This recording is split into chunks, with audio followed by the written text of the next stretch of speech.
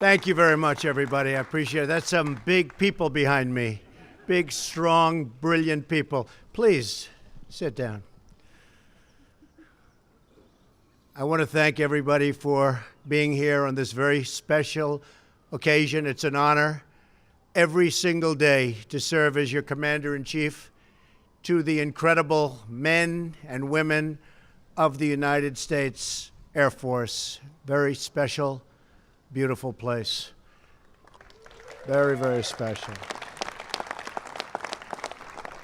I also want to welcome the Acting Secretary of the Air Force, Lisa Disbrow, and the Air Force Chief of Staff, General David Goldfein. Thank you. Thank you. Thank you, Lisa. The cadets here represent not only the future of our Air Force, but also the future of our country. Their skill, dedication, loyalty, and patriotism represent the very best of America.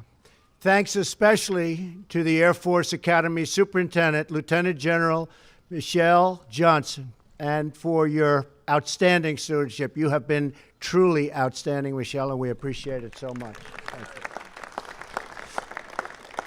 Developing leaders, character, so many things are developed at the Academy. It's really an amazing, amazing job they do, and we all joined the very proud and distinguished heritage of the long blue line. You know what that is, fellas? That's a long, big, beautiful blue line. I would also like to welcome several members of Congress who are here today, including, maybe just stand up for a second, Doug Lamborn. Hi, Doug. Ted Poe. Ted. Thank you, Ted. Ted. Don Bacon. Hi, Don. Doug Collins. And my friend, Martha McSally, who, by the way, I think can fly a plane maybe better than anybody up here. She's the real deal, right, Martha? She's tough. She likes a certain plane, which I'm going to mention in a minute. She specifically likes a certain aircraft, right? Thank you very much. And how's healthcare coming, folks? How's it doing? All right, we're moving along? All right. I think it's time now, right? Right? They know it's time. Thank you. Thank you for being here, folks.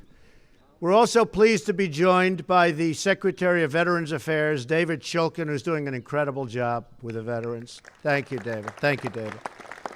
Taking care of our veterans, for me, and this has been one of my absolute highest priorities, and the highest priority just about of the administration, and David is working tirelessly to deliver the care our veterans so richly deserve.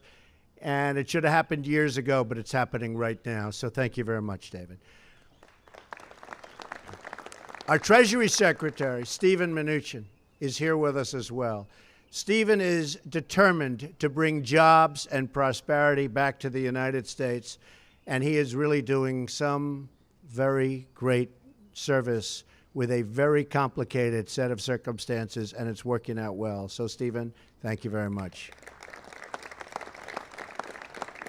Finally, and in this particular case, David and Steven and Congress folks, we have to say this. We are truly and deeply proud to welcome the Falcons of the United States Air Force Academy to the White House, most importantly. Congratulations to you all. Coach Calhoun, you and your team had quite a season. Like good Air Force guys, you flew under the radar to victory. You know, we're buying a lot of those under the radar planes, you know. In fact, you can fly over the radar. You're still not going to detect them. They cost a lot of money, I'll tell you that. This week, our Republican team had its own victory under the radar. That is a very important thing for the men and women of the United States military. And it's a very important thing for the people of our country. In our new budget, and it's been a very hotly contested budget because, as you know, we have to go through a long and rigorous process but we've ended years of painful cuts to our military and just achieved a $21 billion increase in defense spending.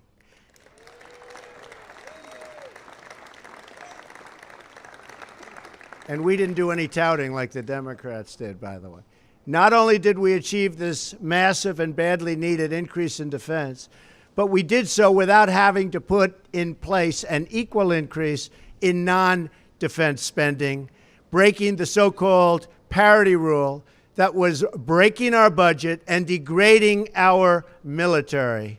And that's not happening anymore. That I can tell you with surety. So you're going to have the money we need and the equipment we need.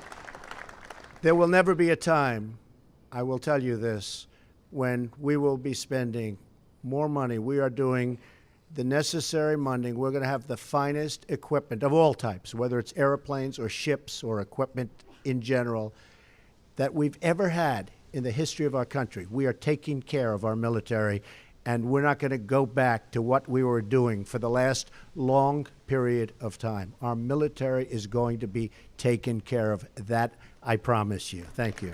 Thank you, folks. With this major investment in America's national defense, a core campaign promise of mine, we are at last reversing years of military cuts and showing our determination and resolve to the entire world. And believe me, the entire world is watching. And we have resolve like never, ever before. These long-awaited increases will make America more safe and more secure, and give our amazing service members the tools, equipment, training, and resources they need and they very much deserve. To top that, we achieved the single largest increase in border security funding in 10 years. So we have more money now for the border than we've gotten in 10 years. So the Democrats didn't tell you that. They forgot. In their notes, they forgot to tell you that. With enough money to make a down payment on the border wall. I think they'll go back and check their papers. This includes swiftly replacing ineffective and failing fencing and walls with an unbreakable barrier. So we're putting up a lot of new walls in certain areas. We're putting up a tremendous amount of money to fix the existing structures that we have, some of which we can keep into the future. They're in good shape, but we have to bring them back to the highest level. We'll be doing that with this payment. And make no mistake, we are beginning to build the wall, and we will keep out the gang members, criminals, drug and human traffickers that threaten our citizens and that threaten our security. Any member of Congress who opposes our plans on border security, and I know these folks didn't, is only empowering these deadly and dangerous threats, and we will not put up with it, and the public won't put up with it. This bill also includes important health care resources for our great coal miners who have not been treated well, but now they're being treated very well, and continues to make funding available so inner-city children here, right in the nation's capital, can go to the school of their choice. Choice is so important. After years of partisan bickering and gridlock, this bill is a clear win for the American people. We brought lawmakers together from both sides of the aisle to deliver a budget that funds the rebuilding of the United States military, makes historic investments in border security, and provides health care for our minors and school choice for our disadvantaged children. Very importantly, there is no long-term bailout for the insurance companies that the Democrats desperately wanted to subsidize, donors, the badly failing Obamacare. Do you know what a donor is, fellas? You'll learn when you get a little older. You'll learn about donors. I used to be a donor. Used to get everything I wanted. This is what winning looks like. Something that you folks really know a lot about. What a record. The Falcons had 10 wins and only 3 losses, a tremendous achievement, and they played tough, tough teams. And they played some teams that were slightly larger, right, Coach? Oh, yeah. Slightly. Coach is saying, boy, they're big. But you'd beat them, right? We did. You'd beat them. He knows how to win. Just spoke to Bob Kraft of the New England Patriots, right? And he gave you a little pep talk. Yes, sir. And he's a big fan, too. But we know one thing. As good as this coach is, even he says he's not replacing Belichick. Is that right? But someplace else. You're going to stay where you are. You better stay right where you are, Coach. Right? Don't let it sign him.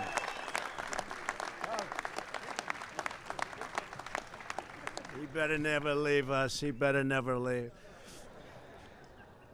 And the Falcons, not only that, but finished very strong. You ended the season with 6 straight victories, including a win in the Arizona Bowl, which is a big deal. Who did you beat? We beat South Alabama.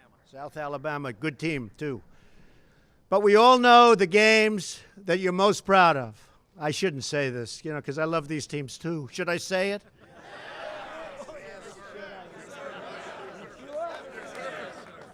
I thought they were great Americans, Coach. All right, the games they were most. They beat Navy, good team. Do I have to give the score? Yes. Beat Navy 28-14. And you beat West Point 31-12.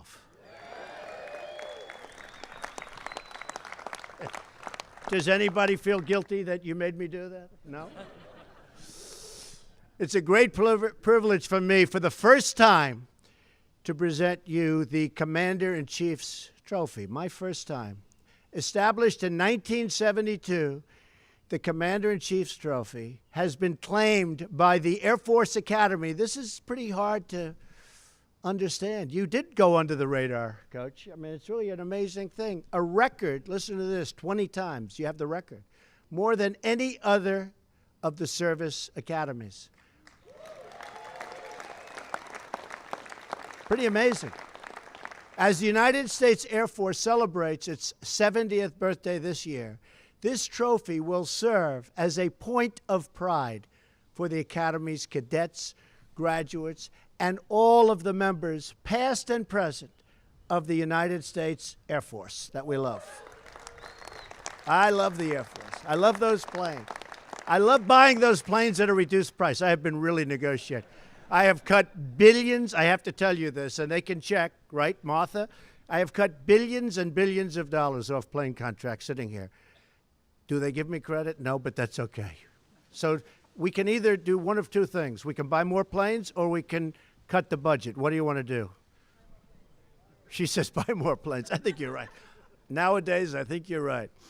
As proud as we are of your achievements on the field, we are even more proud of you and all of those who attend our service academies in general for your distinguished service on behalf of our great nation. Whenever an Air Force crew flies, you'll always find a powerful symbol of American strength and American prestige. From the A-10 Warthog, stand up, Martha. This is what she flies. She said, please, please, Mr. President, order more. You think that's just a great plane, right? It does some pretty big damage, I know that. Okay, and we're working on that, okay? She loves that plane.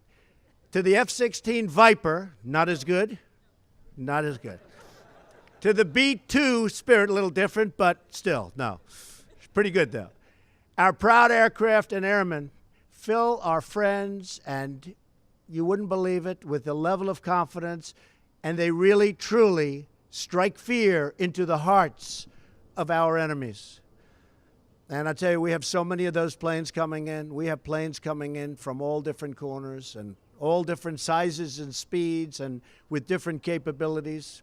You're going to be very proud of what we're doing with the Air Force. And wherever, thank you.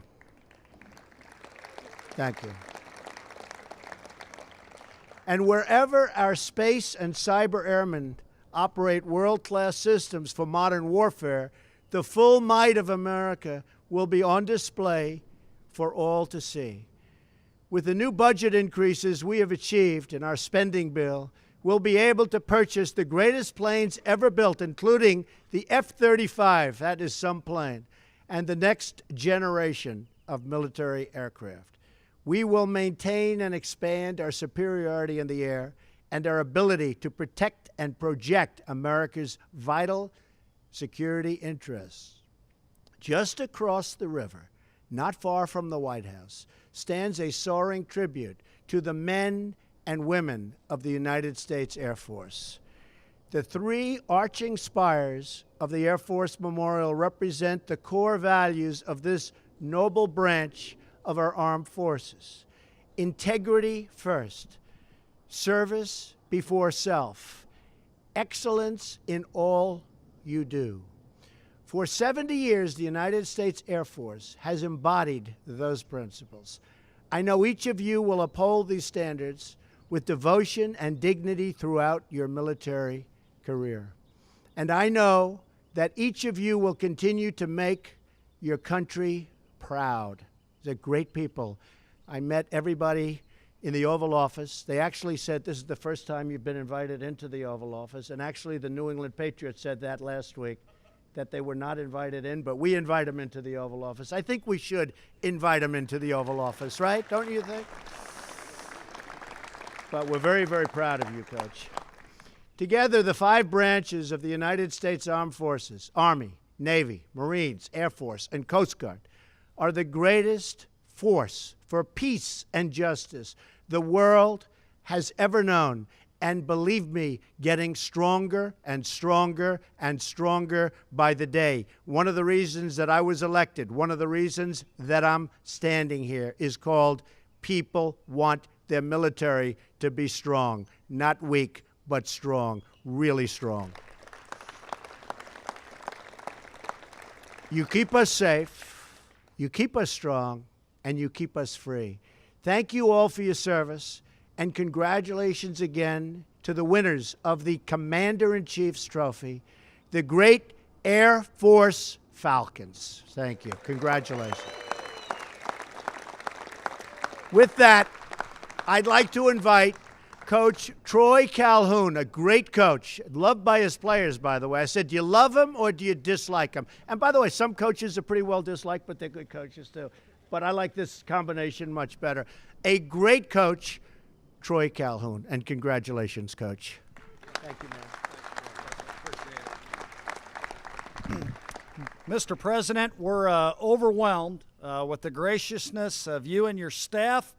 This certainly has been an unbelievable trip for our young men and young women that have been able to come along. And we are so proud in only 3 weeks under your command, they will become commissioned and second lieutenants in our United States Air Force. And what they will bring is courage, integrity, boldness, and unquestionably, they're champions, but more than anything else, they're absolute winners. So, ladies and gentlemen, the young men and young women of the United States Air Force Academy.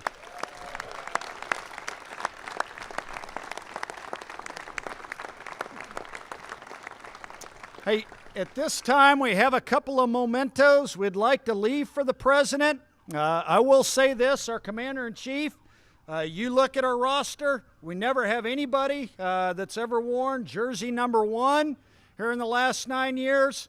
Yet I think we got a new tenant holder to that spot. So, sir, I'm going to invite up Weston Steelhammer and Jacoby Owens, 2 of our captains, to present a little gift to you.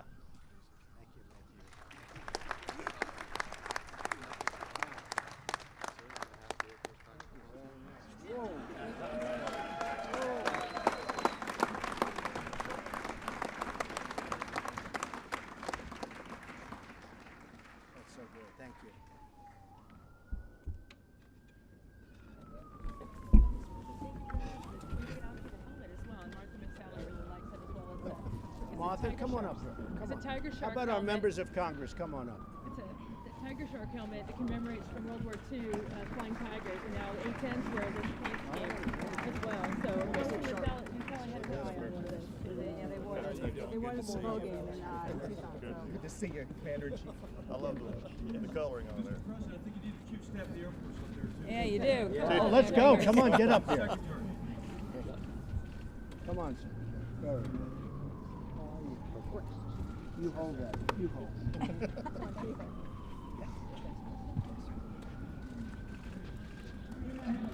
Oh, you gotta see the Who else sides. for a good picture, General? Good side. There we go.